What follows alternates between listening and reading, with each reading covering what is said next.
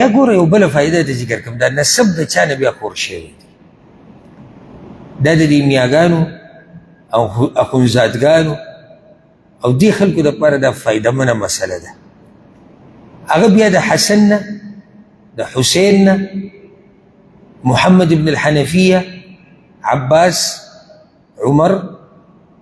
دا کسان دي دا ټول پنځه هلکان دي د دوی نه بیا مخکې د نسب خور شوی دی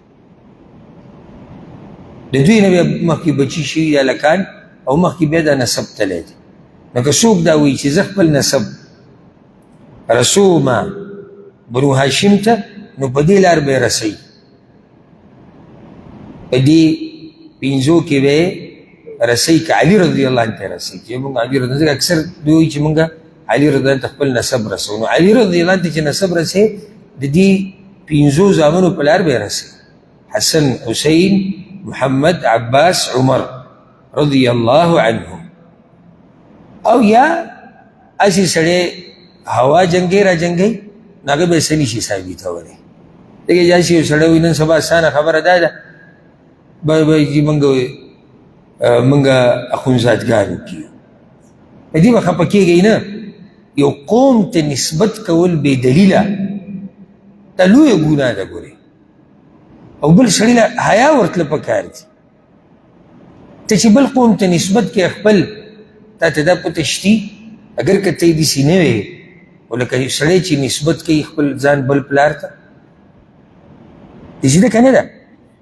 لکه ستا نسب خو ستا پلار پسې ځي او ته بل ځای ته ځان ورچې نو دا خو ته لکه وایي چې ځان سره پلاني نه پیدا والعیاذ بالله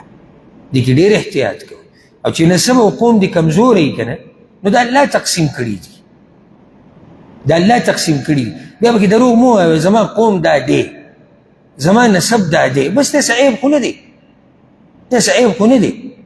کردار ته که ته غواړي تقوا ته که ته غواړي په دې سره سړیتوب ته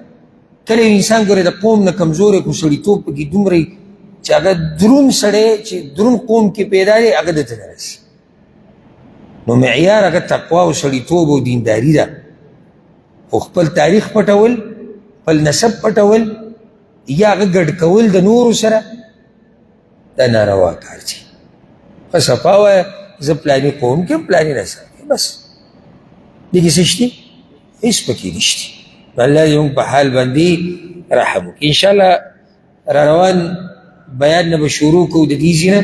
چې د اسلام څنګه قبول کړی او اسلام چې کله قبول کړو د ده څومره عمر و الله رب العزت چې د علي بن ابي طالب رضی الله عنه سره او د نورو صحابه کرامو سره زموږ ملاقات په جنت الفردوس کې وکړي او الله رب العزت چې موږ د دې نیکانو خلکو په نقش قدم روان کړي او الله رب العزت چې موږ د عذابونو نه او د فتنو نه